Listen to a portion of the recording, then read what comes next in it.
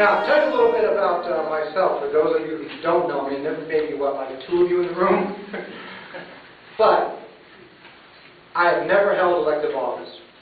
I've never run for elective office until now. I am just an American citizen who, like so many of you, are fed up with the way things are going right now and decided to do something about it. And you know, the fact that some people say, well, Wayne, you've got no political experience. Well, guess what? This country was founded not by professional politicians, but by a small group of regular folk, farmers, fishermen, regular people who got together in a small group just like this in taverns and decided, you know what? This just can't go on, and somebody has to do something. And that's what brings me here today. Now, prior to today, I worked in radio for 20 years. I was one of the happiest guys you could find going to work. I started off as a DJ at the home of rock and roll, I-95 in Danbury.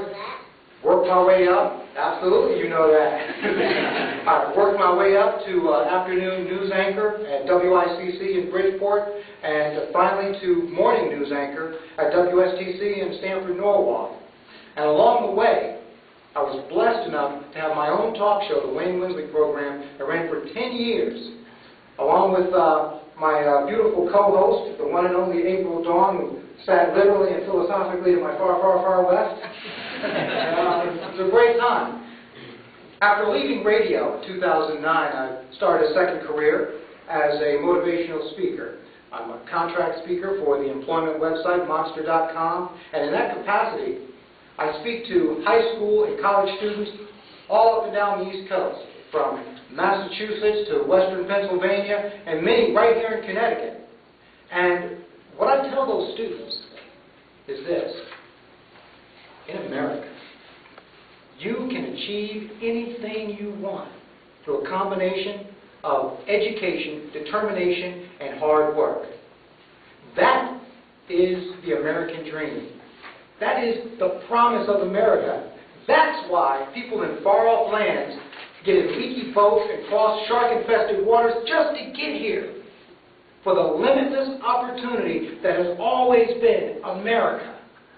But there's a problem with that right now. The promise of America is in jeopardy because our current government is not creating an environment where businesses can flourish and hire people, and where entrepreneurs can profit from their ideas and their hard work and their risk capital. Our current government is not creating an environment where more people can have a home, earn a livelihood, and live free. And that, ladies and gentlemen, has to change.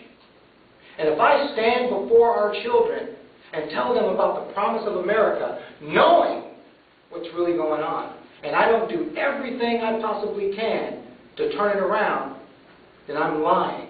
I'm lying to my children, to your children, and to every child I stand in front of. And that, ladies and gentlemen, I will not do. That is why I am running for the United States Congress in the 3rd District. Because I am determined to do everything I possibly can to make sure that our children have every opportunity to do better than us, not worse than us.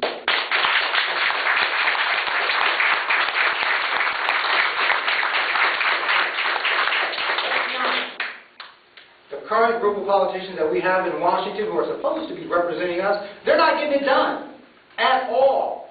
They are spending this country into oblivion, and they're racking up debt that our grandchildren won't be able to pay off unless we do something about it. Now, I'm a big football fan. And unfortunately for me, I'm also a Cleveland Browns fan, but that's a whole other story of suffering. But my point is this. On Monday nights, Monday Night Countdown has a little program, a little show that they call Come On Man. And basically it's a rundown of all the boneheaded things that happened the week prior. Well, unfortunately for us, ladies and gentlemen, what's going on in Washington right now is like one long episode of that show. And here's just some of the results. In 2008, the last time we elected a president, America was ranked #1 on the list of the world's most competitive economies. Today, in 2011, we're ranked #5. Come on, man! Entrepreneurs, the number of entrepreneurial business starts, meaning small business, the actual heart of America's economy, the number of entrepreneurial business starts has fallen back to the level that we were at all the way back in 2004. Come on, man! And the number of people on food stamps now, we have so many people out of work and on food stamps that, and I'm not making this up, that fast food companies like Taco Bell and Pizza Hut are now lobbying to be able to accept food stamps. Somebody say it with me. Come on, man! Come on, man! Exactly. You've got to do better than that. We have to do better than that. Meanwhile, our current Congresswoman, Rosa DeLauro, says, well, you should re-elect me so that I can continue to work hard to bring jobs to Connecticut and change to Washington. Well, hold on a second. You've been working on that for 2 decades, and you failed miserably. You haven't gotten it done in 2 decades. Heck, it only took 1 decade for us to find Osama bin Laden. He was all the way in Pakistan. No, the current crop of politicians is not getting it done. Congresswoman DeLauro, you don't need more time. No, your time needs to be up.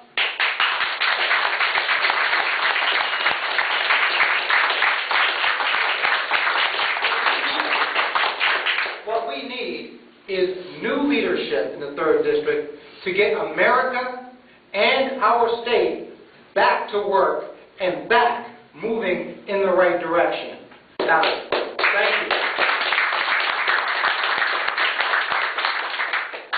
I stand here today as a proud member of the Republican Party, but understand, we are past the point where this is simply a Republican versus Democrat issue. No, this is an American crisis. You look at the people in this room, think about the people who are right now camped out on the green here in New Haven, and there's a representative of Republicans, Democrats, unaffiliated, and everything in between. And we all have one thing in common.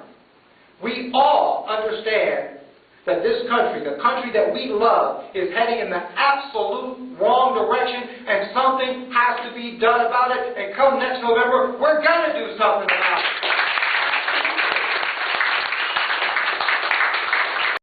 That's right. We are in the city of New Haven, the great city of New Haven. 20 years of Rosa DeLauro in office. What has New Haven to show for it? Well, I'm glad you asked. I'll tell you. Here's what you got. You got nearly 10% unemployment and a monument to her family. That's what you got. Oh, wait, no, I'm sorry. You do have one other thing.